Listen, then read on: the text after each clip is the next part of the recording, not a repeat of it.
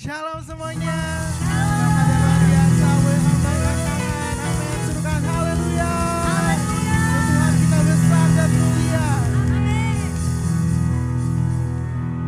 Kau terbesar Dan mulia. Angkat tanganmu, mari kita sama-sama Ajar nyatakan. semua perbuatanmu. Kau terbesar. Kau terbesar dan mulia. Biarlah semua memuji-Mu. Come on, let's sing it out. Haleluya. Dia akan selalu memuji-Mu Tuhan. Senang hati. Hati aku memuji, senang jiwa aku bernyanyi, karena Roh-Mu ada dalamku, Tuhan. Angkat tanganmu. Ku angkat tanganku memuji, ku angkat suara dan bernyanyi, karena Roh-Mu ada dalamku, Tuhan. Sama-sama menari bagi Dia. Menari memuji, ungkapkan sukacita di hati. Kau terbesar dan mulia, ajaib semua perbuatanmu. Kau terbesar dan mulia, biarlah semua memuji-Mu. Sama-sama tepuk tangan. Biarlah semua memuji-Mu Tuhan.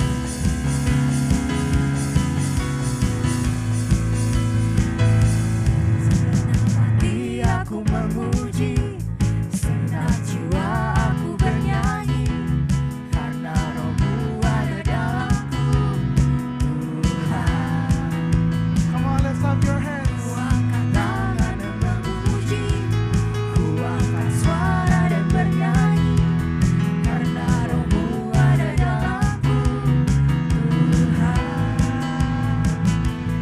Mari menari memuji, ungkapkan sukacita di hati. Kau terbesar dan mulia, ajaib semua perbuatanmu. Kau terbesar Tuhan. Kau terbesar dan mulia, biarlah semua memuji. Sama-sama angkat tanganmu. Kau terbesar. Kau terbesar dan mulia, ajaib semua Perbuatanmu ajaib dalam hidup kami Tuhan. Terima kasih Yesus. Kau terbesar dan mulia, biarlah semua memuji-Mu. Biarlah semua. Biarlah semua memuji-Mu. Biarlah semua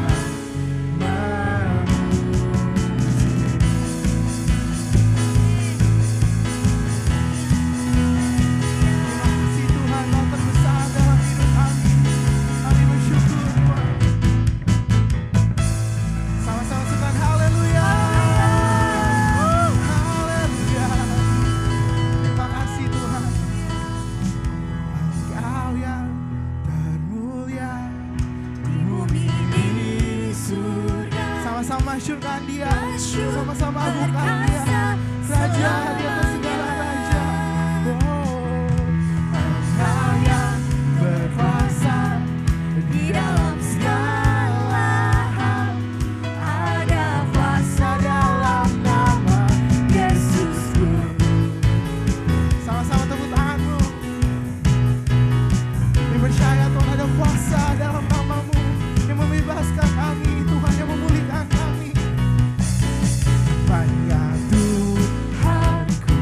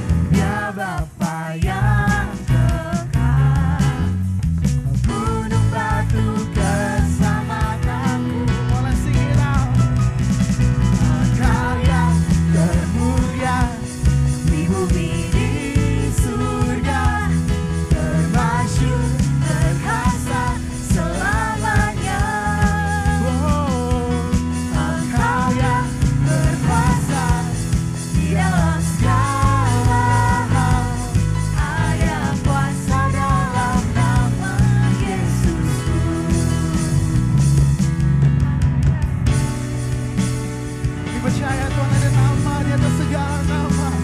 Nama yang membebaskan kami, nama yang memulihkan kami, nama yang menyelamatkan kami Tuhan. Sama-sama nyanyikan. Nama di atas segala nama. Kami percaya Tuhan. Nama yang mau membebaskanku. Segala kuasa tunduk pada nama itu. Yesus Tuhan, segala Tuhan. Engkau yang termulia, Engkau yang termulia di bumi di surga. Langsung berkuasa selamanya. Engkau yang berkuasa di dalam segala hal. Ada kuasa dalam nama Yesus. Ada kuasa. Ada kuasa dalam nama Yesus. Sama-sama nyanyikan. Ada kuasa. Ada kuasa dalam nama Yesusku.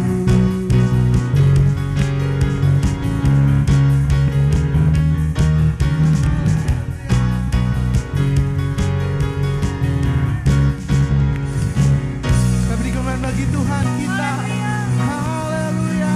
Kami percaya ada kuasa dalam nama-Mu Tuhan, yang membebaskan, yang menyelamatkan kami.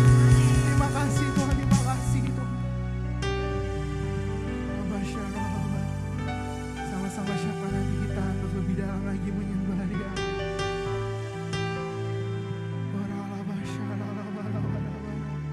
Terima kasih Tuhan. Ayo mari kita sama-sama sembah Dia. Haleluya. Terima kasih Tuhan.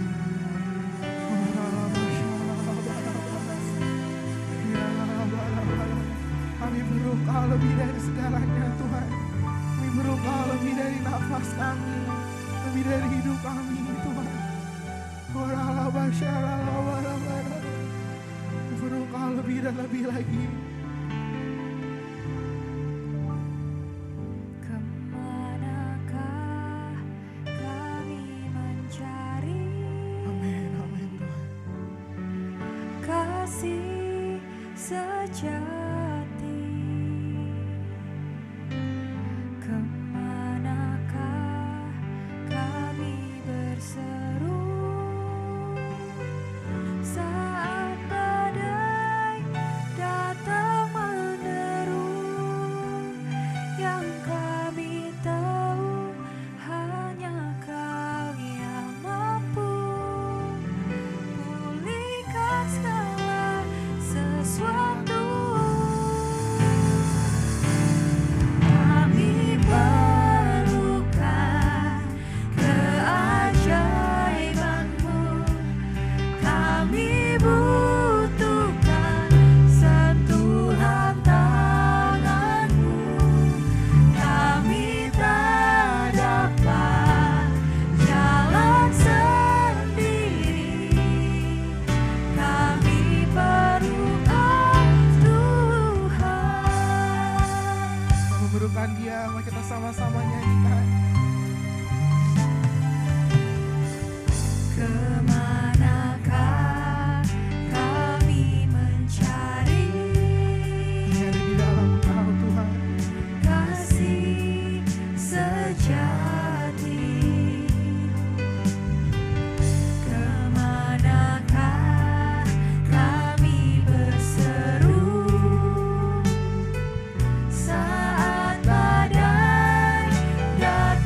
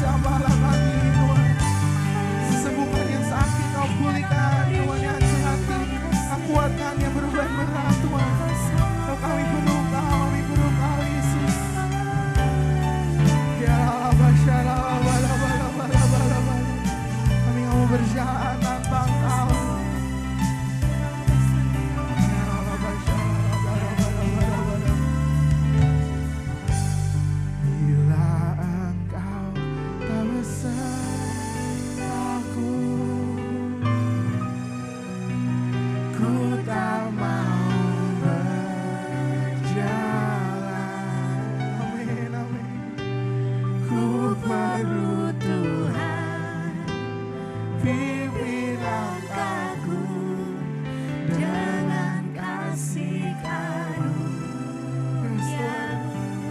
pimpin langkahku.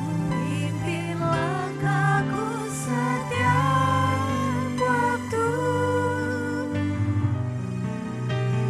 berjalan dalam Roh-Mu. Nyatakan Tuhan, Nyatakan Tuhan kemuliaan-Mu, dan berjalanlah dengan beri doa kami Tuhan, bila Engkau tak besertaku. bila Engkau tak besertaku.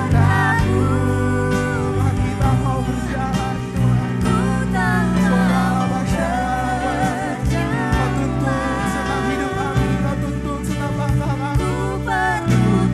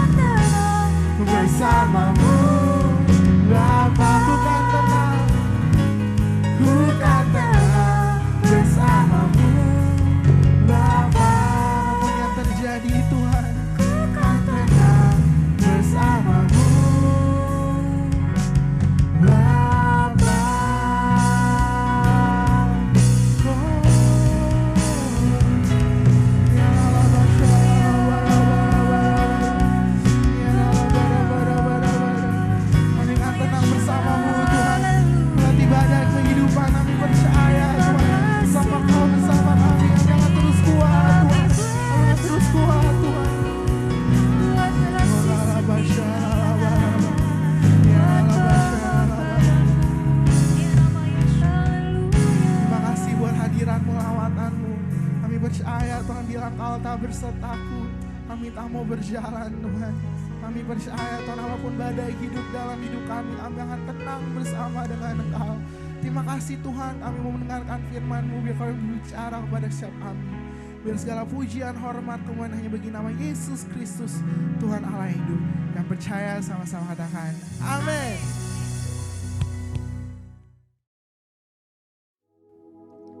Shalom semuanya, senang kita jumpa kembali. Kali ini kita akan bahas tentang nubuat dalam gereja masa kini. Mungkin kita pernah bertanya-tanya, buat apa sih nubuat? Apalagi buat gereja masa kini. Kan sudah ada Alkitab sebagai pegangan firman Tuhan. Lalu seberapa penting nubuat bagi gereja masa kini? Dan dari mana kita bisa mendapatkan nubuat tersebut? Serta bagaimana kita menguji sebuah nubuat? Mari kita bahas. Pada zaman Perjanjian Lama, nubuat disampaikan oleh para nabi yang diangkat Tuhan sendiri. Bentuknya berupa pesan, arahan, maupun peringatan Allah atas umat sehingga mereka bertobat dan hidup dalam kehendak-Nya. Mendengar dan melakukan yang disampaikan para nabi sama artinya dengan melakukan perkataan Allah. Oleh karena itu, pesan ini punya otoritas yang bisa dicatat dalam kitab para nabi sebagai firman Tuhan dalam Alkitab. Dalam Perjanjian Baru, ada juga orang-orang yang punya jabatan nabi seperti Yudas dan Silas dalam Kisah 15 ayat 32, Agabus dalam Kisah 21 ayat 10, dan beberapa lainnya. Tapi, bobot pesan yang disampaikan oleh nabi Perjanjian Baru berbeda dengan nabi Perjanjian Lama. Pada zaman Perjanjian Baru, Tuhan justru memilih dan mengutus para rasul sebagai media untuk menyampaikan pesan dan perkataannya. Pesan ini mendapat otoritas yang sama seperti nabi-nabi dalam Perjanjian Lama, sehingga apa yang mereka sampaikan punya nilai dan bobot kanon yang bisa dimasukkan sebagai firman Tuhan dalam Alkitab.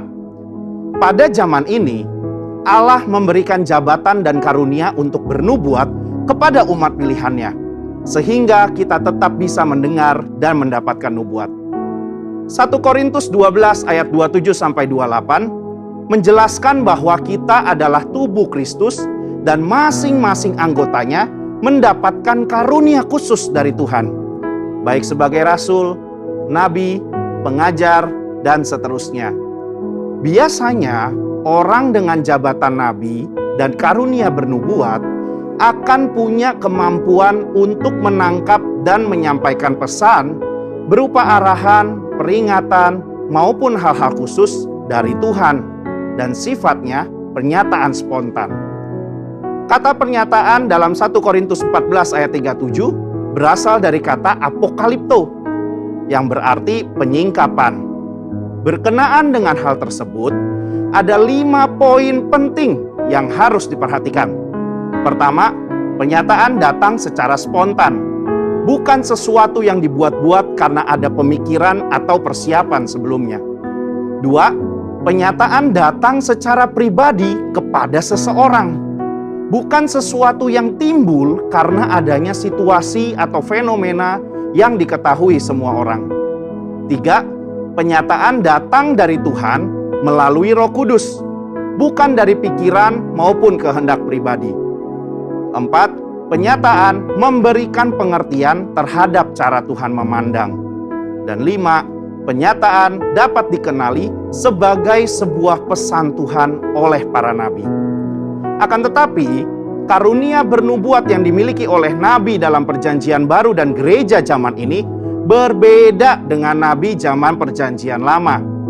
Karena mereka tidak memiliki otoritas yang setara dengan para rasul.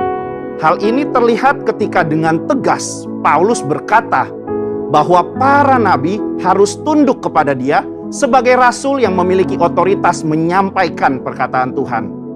Dalam konteks zaman sekarang, kita memiliki Alkitab yang sudah lengkap Perjanjian Lama dan Perjanjian Baru.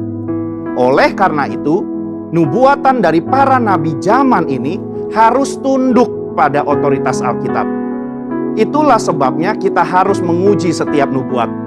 Paulus secara khusus mengingatkan jemaat di Tesalonika untuk menguji isi nubuatan para nabi, meskipun ia sudah dikenal oleh jemaat. 1 Tesalonika 5 ayat 19 sampai 21 berkata, "Janganlah padamkan roh dan janganlah anggap rendah nubuat-nubuat. Ujilah segala sesuatu dan peganglah yang baik." Kata menguji memiliki arti menanggapi, memilah, membedakan, atau menilai. Di satu sisi, kita sebagai insan Pentakosta tidak boleh acuh dan cuek terhadap nubuat. Namun di sisi lain, kita juga harus bisa memilah, membedakan, dan menilai segala sesuatu. Standar yang kita gunakan untuk menguji dan menilai adalah firman Tuhan dalam Alkitab. Mengenai konsekuensi dalam bernubuat, Nabi dalam Perjanjian Lama memiliki otoritas yang sangat tinggi sebagai penyampai pesan Tuhan, dan segala perkataannya dianggap sebagai perkataan Allah. Jika seseorang tidak mendengar dan mentaati nubuatan seorang nabi, itu artinya sama dengan melawan perkataan Tuhan sendiri. Oleh karena itu, jika seorang nabi pada zaman Perjanjian Lama memberikan nubuatan palsu, maka ia harus langsung dihukum mati, agar tidak ada penyalahgunaan otoritas. Tapi berbeda dengan nabi dalam Perjanjian Baru. Konsekuensi sama sekali tidak nampak dalam petunjuk Paulus kepada jemaat di Korintus. Jemaat hanya diminta untuk menanggapi, menguji setiap nubuat, namun tidak ada konsekuensi fatal jika seorang nabi memberikan nubuat yang palsu atau tidak lolos uji. Perbedaan ini terjadi karena nabi dan nubuatan mereka dalam Perjanjian Baru tidak memiliki otoritas yang sama dengan nabi dan nubuatan dalam Perjanjian Lama. Kesimpulannya, sebagai insan Pentakosta, kita percaya bahwa Tuhan masih terus berbicara dan menuntun gerejanya lewat nubuatan. Pada zaman Perjanjian Baru, nubuat merupakan salah satu karunia roh dan salah satu cara Tuhan untuk menyampaikan pesan berupa arahan, peringatan, dan hal-hal khusus kepada umatnya hingga saat ini. Namun, kita perlu menguji segala nubuat yang ada dengan mengakarkan diri pada firman-Nya. Biarlah kita menjadi pribadi yang peka dan senantiasa taat kepada perintah, arahan, maupun peringatannya, sehingga kita terus hidup berkenan kepadanya.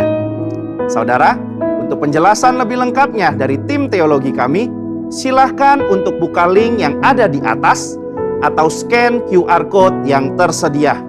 Salam integritas, Tuhan Yesus memberkati. Apa yang dimaksudkan dengan Pentakosta ketiga? Api Pentakosta menyala, api Pentakosta menyala, api, api, api, api, api, api Pentakosta ketiga. Deklarasi Pentakosta ketiga. 1. Pentakosta ketiga adalah pencurahan Roh Kudus yang dahsyat di zaman ini, melebihi yang terjadi di Azusa Street. 2. Pentakosta ketiga akan mengakibatkan penuaian jiwa yang terbesar dan yang terakhir sebelum Tuhan Yesus datang kembali. 3. Pentakosta ketiga akan membangkitkan generasi Yeremia, yaitu anak-anak muda yang dipenuhi Roh Kudus, cinta mati-matian kepada Tuhan Yesus, tidak kompromi terhadap dosa, dan akan bergerak untuk memenangkan jiwa. 4. Pentakosta ketiga lahir di Indonesia dan akan bergerak ke bangsa-bangsa. Gerakan ini dari timur ke barat dan akan kembali ke Yerusalem. 5. Pentakosta ketiga akan memberikan kuasa untuk menyelesaikan amanat agung, dan setelah itu Tuhan Yesus datang kembali. Salam miracle. Yesus Kristus adalah masternya miracle. Yesus dikandung oleh miracle, dilahirkan dengan miracle. Dia sepanjang hidupnya melakukan banyak miracle. Bahkan dia melipat gandakan miracle-nya dengan memilih 12 muridnya. Dan akhirnya puncak miracle-nya dia mati di kayu salib menjadi penebus dosa kita. Mati, dikubur, dan bangkit naik ke surga. Dan miracle-nya yang terakhir adalah dia akan datang menjemput kita di awan-awan. Kita para murid-muridnya. Sementara menunggu hari bahagia itu, kita terus dalam program Miracle Service ini untuk kita boleh menerima dan menjadi alat miracle-nya. Tema program Miracle Service saat ini adalah Tuhan mengatasi segala musim. Hakim-Hakim 11 sampai 12 ayat 7. Natsnya saya ambil dari kitab Hakim-Hakim 11 ayat 1. Adapun Yefta orang Gilead itu adalah seorang pahlawan yang gagah perkasa. Tetapi ia anak seorang perempuan sundal. Ayah Yefta adalah Gilead. Sebuah paradok terjadi, musim yang berbeda. Yefta seorang pahlawan yang gagah perkasa, namun dia seorang anak perempuan sundal.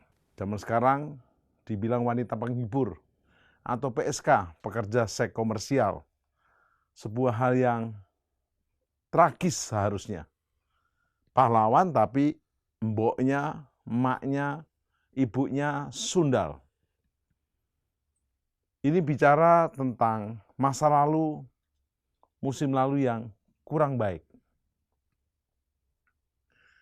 Kekasih-kekasih Tuhan, tidak terasa kita sudah di penghujung akhir tahun ini. Kita mau mengakhiri tahun ini dengan tetap percaya. Semua janji Tuhan yang pernah diberikan kepada kita akan digenapi. Bahkan berikutnya musim boleh terus berganti dan berubah. Namun satu hal yang paling penting adalah kasih Tuhan Allah atas kita, Bapa Surgawi dalam Yesus dan Roh Kudus, terus menyertai kita. Musim boleh berganti, tapi Yesus Kristus mengatasi segala musim. Kalau Bapak Ibu Saudara kekasih-kekasih Tuhan, merenungkan firman Tuhan siang dan malam, seperti Yosua 1:8. Janganlah engkau lupa memperkatakan kitab Taurat ini dan merenungkannya siang dan malam, supaya perjalanan musim hidupmu selalu beruntung dan berhasil. Biarlah pujian ini mengingatkan kita bahwa semusim berlalu, namun kau selalu peliharaku. Kasih dan setiamu tak pernah layu di hidupku. Yes.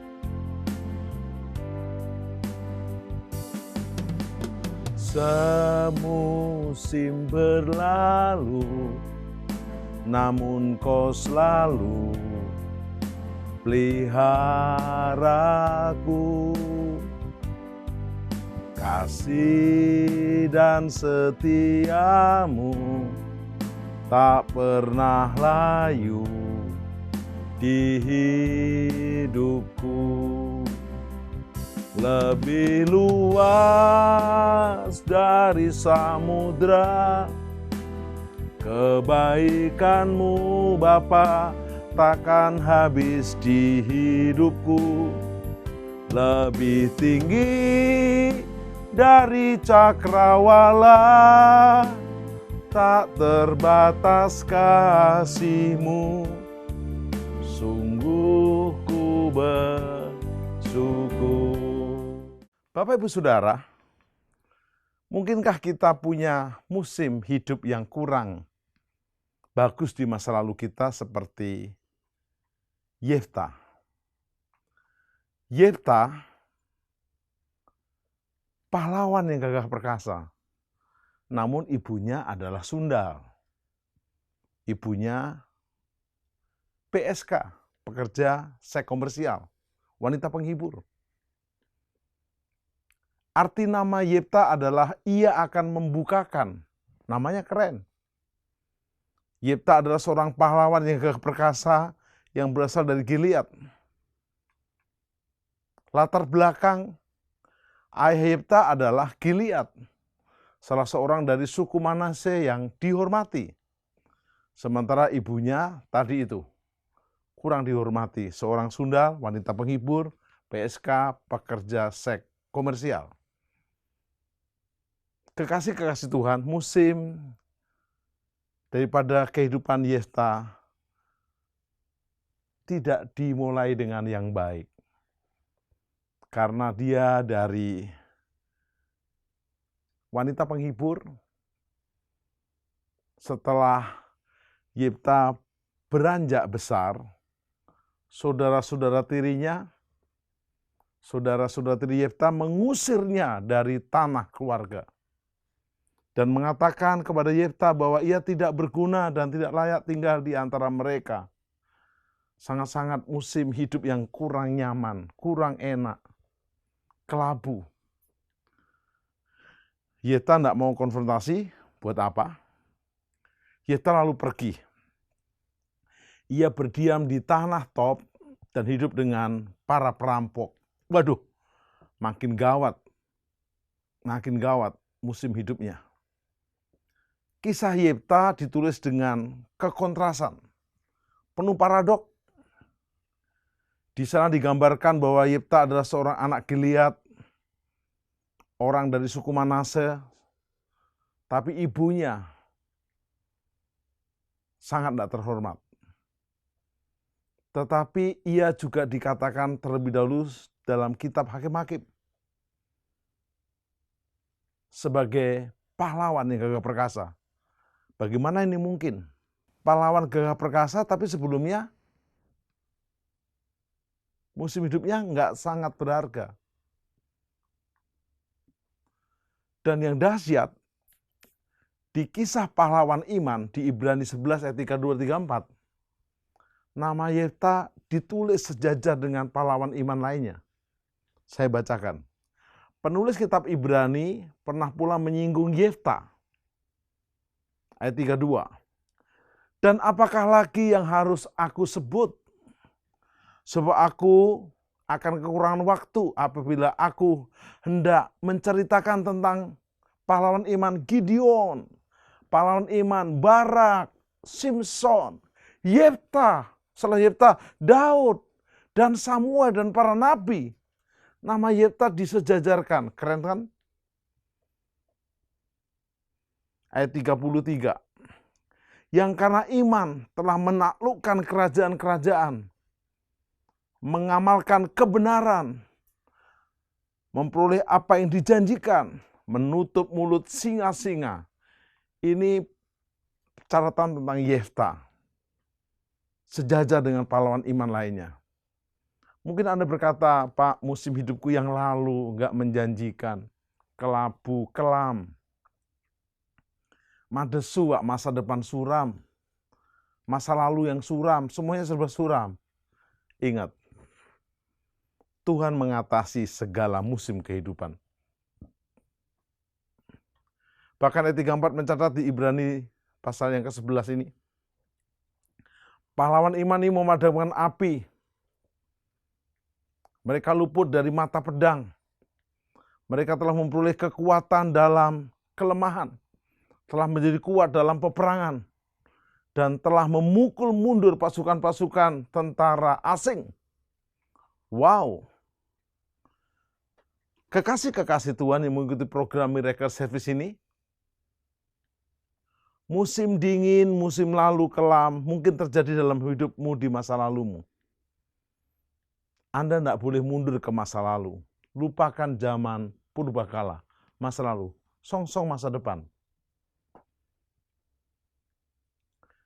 Jika kita membaca di ayat 1, Hakim-Hakim 11 tadi mencatat, Yefta seorang pahlawan yang gagah perkasa, tapi masa lalunya gelap. Ibunya bukan wanita yang terhormat. Kakak tirinya mengusir dia. Dia tinggal di komunitas perampok. pemuridnya, mentornya, para perampok. Yefta bukanlah anak dari seorang raja atau bangsawan, tapi dia adalah anak seorang perempuan penghibur, wanita pelacur. Musim lalunya sangat-sangat kelabu dan tanpa harapan. Bahkan dia oleh kakak-kakak tirinya diusir tanpa mendapatkan pusaka. Sebagai anak laki-laki dari Gilead, dia harusnya punya hak. Sekalipun ibunya berbeda, mungkin. Bahkan ketika ia tinggal di rumah bapaknya, yaitu di rumah Gilead, kakak-kakak tirinya mengusirnya terang-terangan. Yefta mengalami penolakan dan akhirnya ia lari meninggalkan rumah bapaknya. Kemudian tinggal di tanah Tob dan ia menjadi seorang perampok, kumpul dengan perampok. Dimentor, dibina oleh perampok. Apakah habis masa depan musim daripada hidupnya Yefta? Tunggu dulu. Masa-masa sukar ini adalah diizinkan Tuhan untuk membentuk kita. Daud walaupun umur 17 tahun di 1-16 sudah diurapi menjadi raja. Dia menunggu 13 tahun. Tepat umur 30 tahun baru dia diangkat raja. Yusuf diurapi menjadi Perdana Menteri. Dia butuh waktu 13 tahun. Masa sukar seperti musim dingin yang beku, gelap, sering terjadi dalam kehidupan masa lalu kita. Bahkan hari-hari ini menghadang kita. Bentuknya tidak hanya seperti yang Yefta jalani. Ada banyak ragam, bahkan yang lebih parah mungkin. Membuat trauma, pahit. Ingat, Yesus mengatasi segala musim. Yesus adalah Tuhan atas semesta alam. Musim dingin yang beku. Musim dingin yang paling mungkin membuat kita tertekan. Membuat kita terjepit. Bersama Yesus saat terjepit kau bisa melejit. Dihambat bisa merambat. Sukar kau tetap tegar. Banyak orang yang salah respon ketika menyikapi musim kelabu, musim yang sulit, musim yang rumit. Tetap ada kesempatan di balik kesempitan. Ada orang yang salah respon bukannya mencari kehangatan abadi dari kasih Bapa, tetapi malah mencari kehangatan instan, narkoba, dugem, minuman keras, judi, dan kawan-kawannya. Bahkan undur dari Tuhan. Mari kita menghadapi musim kelam kita, musim kelabu kita, bahkan musim kegelapan kita seperti Yefta. Yefta tidak menyerah dengan masa lalunya. Bahkan Yefta menjadikan masa musim kelamnya itu titik balik dari kehidupannya. Selama musim kelabunya, ia belajar untuk setia dan belajar tentang jalan-jalan Tuhan. Tuhan sanggup membuka jalan yang tertutup. Tuhan sanggup membuka pintu yang tertutup. Karena Yohanes 14:6 berkata, Yesus adalah jalan. Yesus adalah kebenaran. Yefta punya masa lalu yang kelam dan kelabu. Jalannya tertutup, pintunya tergembok. Tapi bersama Yesus, Anda akan menerima jalan yang dibuka. Pintu gembok yang dibukakan. Karena Yesus, Yohanes 14 ayat 6 berkata, Yesus adalah jalan, kebenaran, dan kehidupan. Dia buka jalan saat tiada jalan. Dia buka jalan saat tiada jalan. Dengan cara yang ajaib, dibukanya jalanku. Dia menuntunku dan memeluk diriku. Dengan kasih dan kuasanya, Dia buka jalan. Dia buka jalan. Di belantara Dia tetap menuntunku. Sungai di gurun ku temui. Langit bumi kan lenyap, tapi firman-Nya tetap. Saat ini Dia buka jalan. Dia buka jalan. Yes, ingat Yesus sanggup membuka jalan. Sehingga masa depanmu boleh menjadi bukan madesu, madeson suram. Yesus sanggup membuka jalan. Sehingga masa hidupmu, musim hidupmu bukan madesu, masa depan suram, tapi madece, masa depan cerah. Hal yang menarik yang kita bisa teladani dari karakter Yefta, kita akan coba bahas satu persatu dan kita teladani. Yang pertama, memiliki hati yang mengampuni. Oh, enggak mudah. Dianggap anak perempuan sundal, diusir dari kaum keluarganya, dan tidak diberikan milik pusaka. Sepertinya sudah tamat semuanya. Pada suatu hari, datanglah serangan terhadap bangsa Israel yang dilakukan oleh Bani Amon. Bangsa Israel terancam lalu menjadi ketakutan. Rupanya rasa takut yang begitu besar membuat para tua-tua Gilead tidak lagi punya malu untuk, mohon maaf, menjilat ludahnya sendiri.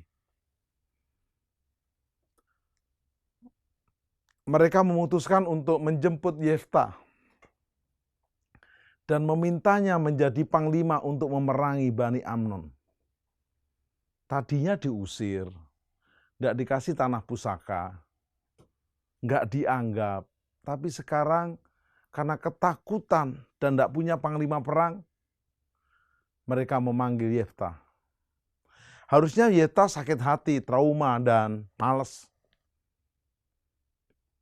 Namun Yefta yang pernah mereka singkirkan, mereka pernah usir, kini diminta kembali untuk menjadi pemimpin mereka, panglima perang mereka.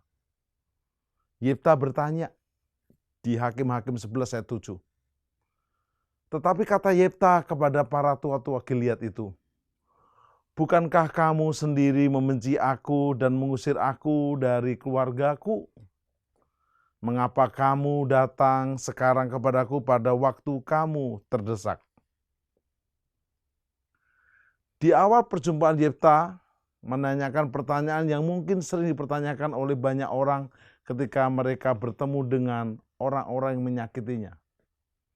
Secara manusia mereka membutuhkan alasan atau sikap orang-orang itu terhadap dirinya.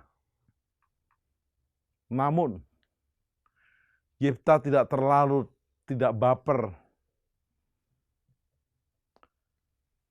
Yefta tidak cengeng dalam masa lalunya, musim hidupnya yang pahit.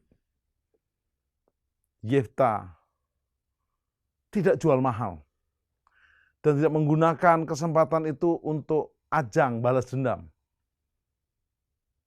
Yefta memilih untuk berniat untuk menunjukkan sebuah kasihnya kepada kaum keluarganya. Yefta tidak menuntut balas dendam untuk kaum dan keluarganya yang menyingkirkannya. Bahkan Yefta tidak memanfaatkan situasi untuk memukul balik para tua-tua dan rakyat Gilead. Tidak. Yang Yefta lakukan tercatat dalam Alkitab di Hakim-Hakim 11 ayat 11. Maka Yefta ikut dengan para tua-tua Gilead.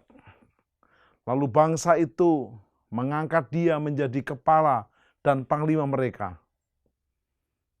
Tetapi Yefta membawa seluruh perkaranya itu kepada hadapan Tuhan di Mizpa. Ini yang keren banget. Yefta membawa seluruh perkaranya di hadapan Tuhan. Dia buka jalan saat tiada jalan. Karena dia membawa perkara itu kepada Tuhan, Tuhan menyertai Yefta.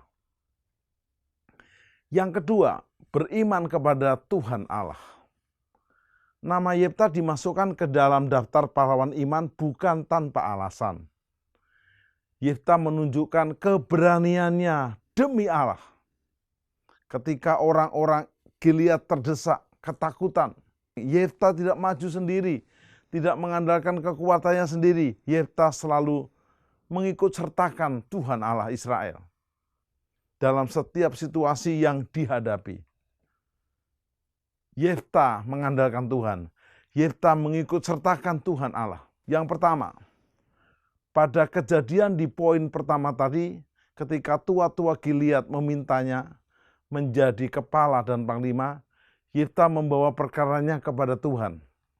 Ia tidak gegabah dalam merespon tawaran tua-tua itu.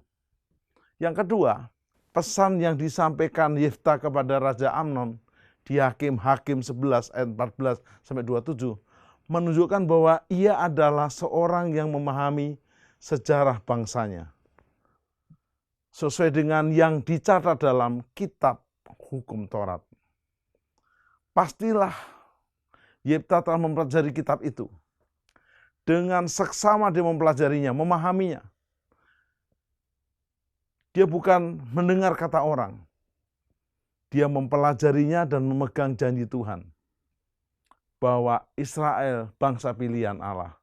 Israel disertai Allah. Yang ketiga, Yefta melihat perbuatan Allah dalam semua peristiwa. Allah lah yang menyerahkan Sihon dengan seluruh rakyatnya ke dalam tangan orang Israel. Hakim-Hakim 11 ayat 21. Tuhan Allah Israel lah yang membuat mereka bisa merebut milik orang Amori bagi orang Israel. Itu janji Tuhan. Apa yang dinyatakan oleh Yefta merupakan tindakan yang akurat mengerti firman. Dia mengerti Israel bangsa pilihan Allah. Dan dia menyatakan Tuhan adalah hakim itu sendiri yang akan menyatakan pembelaannya atas Israel dari Bani Amnon. Israel dibela dari ancaman Bani Amon.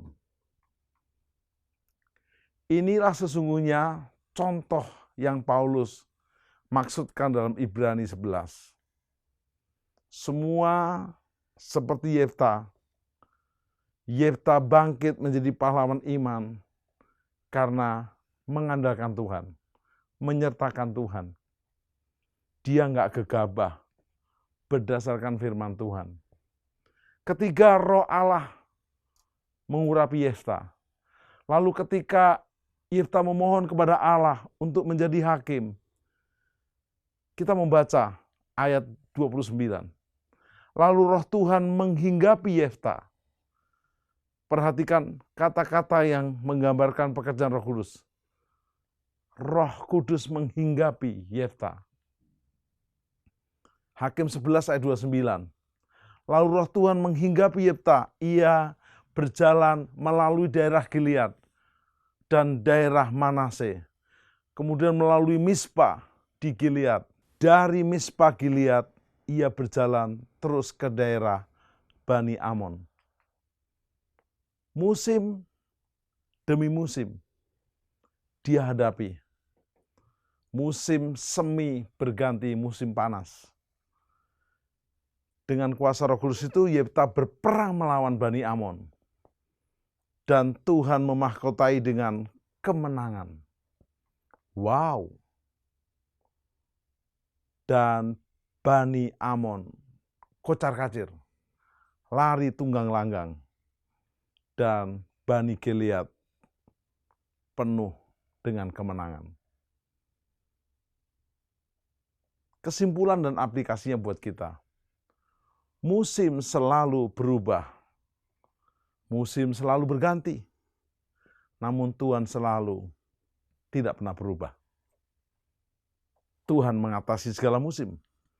Ketika kita menggunakan kasut kerelaan dan perisai iman menghadapi musim dingin yang paling beku, musim yang kelabu, yang kelam, akan datang musim semi dan musim panas yang penuh pengharapan. Seperti pohon bambu, ketika kita menanamnya dari tunas, kita seolah-olah tidak melihat apa-apa. Padahal pohon bambu itu sedang bertumbuh jauh ke dalam tanah, mencari sumber mata air, membangun akar-akarnya, saatnya tumbuh menjulang tinggi ke atas dan menjadi berkat. Yesus Tuhan yang mengatasi segala musim kehidupanmu. Dia sanggup menjadikan musim dingin yang beku yang kelam berubah menjadi musim semi, musim panas yang menghangatkan hidup dan masa depanmu. Mari buka hati kita. Kalau di antara kami ada yang trauma akan masa lalu, merasa hidup tidak dihargai, tertolak, diusir, tidak punya masa depan, tidak punya pengharapan, kami harus datang kepada Yesus, Juru Selamat dan Tuhan kami. Apapun agama, iman, kepercayaan kami, nggak penting. Respon dan sikap kami hari ini sangat penting. Kami bertobat dari dosa kami jadikan Yesus Juru Selamat dan Tuhan kami mengiring Yesus. Siap pikul salib, menyangkal diri dan mengikut Yesus. Maka kami dan seisi rumah kami pasti diselamatkan, ditambah paket kesembuhan, pemulihan, dan penyertaan sampai Maranatha. Angkat tanganmu, terimalah berkat. Yang sakit disembuhkan, yang lemah dikuatkan. Tuhan menyertaimu. Berkat Allah Bapa, berkat Yesus Kristus, dan Roh Kudus menyertaimu mulai hari ini. Sampai rapture Maranatha, sampai selama-lamanya. Dalam nama Tuhan Yesus Kristus. Amin. Deklarasi iman Mazmur 91 dalam lindungan Allah. Orang yang duduk dalam lindungan yang maha tinggi dan bermalam dalam naungan yang maha kuasa akan berkata kepada Tuhan, tempat perlindunganku dan kubu pertahananku, Allahku yang kupercayai. Sungguh, dialah yang akan melepaskan engkau dari jerat penangkap burung, dari penyakit sampar yang busuk. Dengan kepaknya ia akan menudungi engkau, di bawah sayapnya engkau akan berlindung. Kesetiaannya ialah perisai dan pagar tembok. Engkau tak usah takut terhadap kedahsyatan malam, terhadap panah yang terbang di waktu siang, terhadap penyakit sampar yang berjalan di dalam gelap, terhadap penyakit menular yang mengamuk di waktu petang. Walau 1.000 orang rebah di sisimu dan 10.000 rebah di sebelah kananmu, tetapi itu tidak akan menimpamu. Engkau hanya menontonnya dengan matamu sendiri dan melihat pembalasan terhadap orang-orang fasik. Sebab Tuhan ialah tempat perlindunganmu, yang maha tinggi telah kau buat tempat perteduhanmu. Malapetaka tidak akan menimpa kamu, dan tulah tidak akan mendekat kepada kemahmu. Sebab malaikat-malaikatnya akan diperintahkannya kepadamu untuk menjaga engkau di segala jalanmu. Mereka akan menatang engkau di atas tangannya, supaya kakimu jangan terantuk kepada batu. Singa dan ular tedung akan kau langkai. Engkau akan menginjak anak singa dan ular naga. Sungguh hatinya melekat kepadaku, maka aku akan meluputkannya.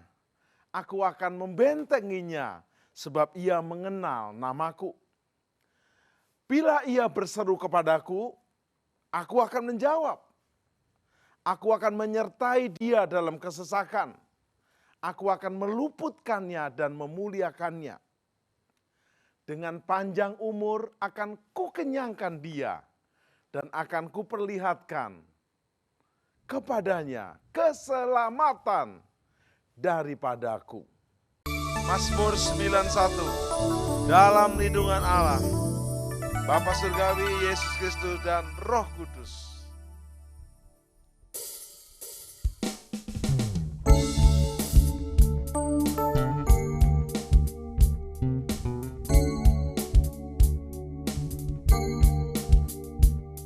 Orang yang duduk dalam lindungan yang maha tinggi dan bermalam dalam naungan yang maha kuasa,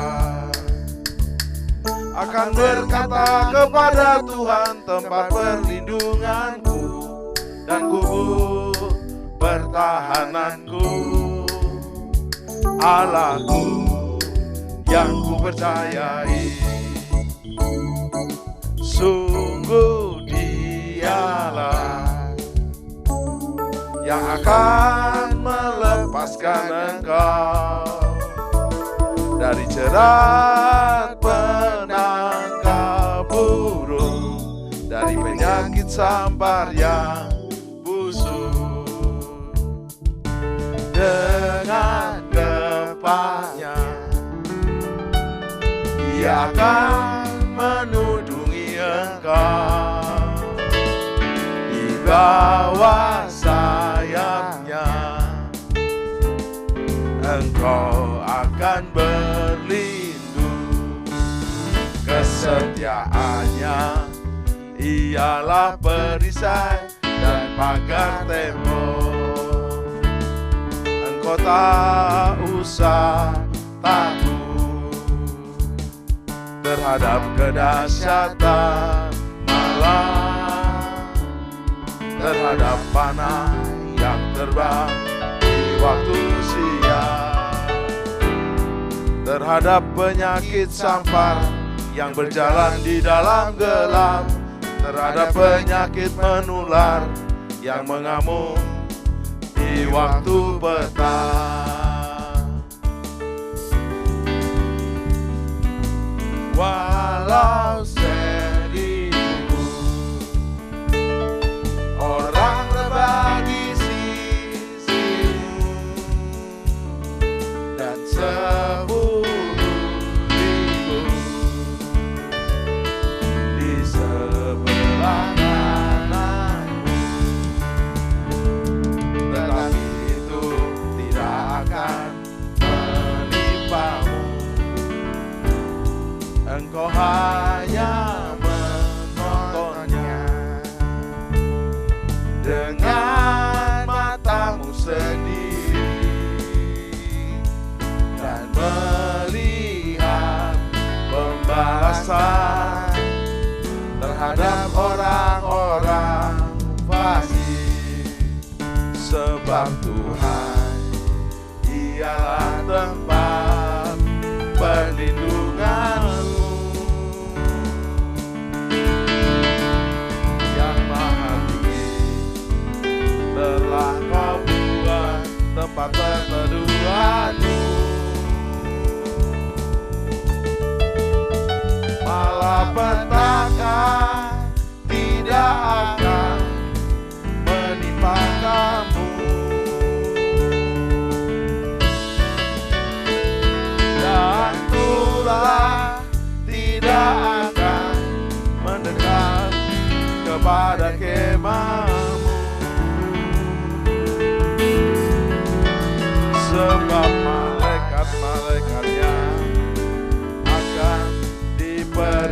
menyerahkannya kepadamu untuk menjaga engkau di segala jalanmu. Mereka akan menatang engkau di atas tangannya, supaya kakimu jangan terantuk kepada batu.